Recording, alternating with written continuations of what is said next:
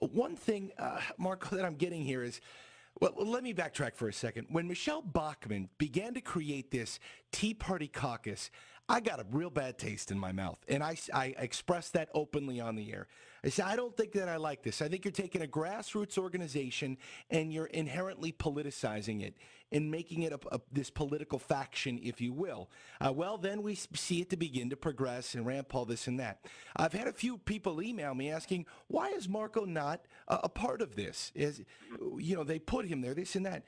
I think from what I've read from publications, Marco, you and I see eye to eye on this, that it's a grassroots movement, right?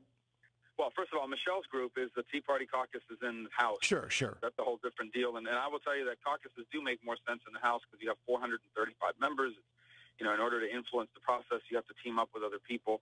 The Senate's 100 members, and because of the Senate rules, any single senator can basically stop anything they want for a significant period of time. So I haven't joined caucuses. Talking specifically about the Tea Party caucus, we haven't made any final determinations. I mean, it's a new thing.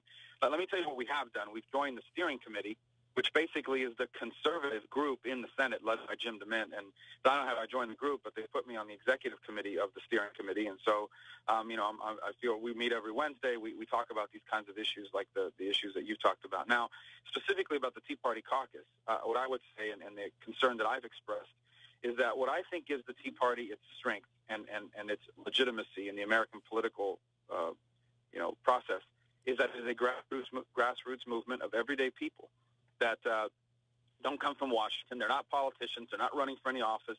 It's not a political party, and it has a lot of independents and even some Democrats who basically believe that our Constitution is not being followed, that our government is not limited the way the Constitution wanted it to be limited, that we're spending too much money, and that America's role in the world is being eroded, and they want to see a different direction for our country.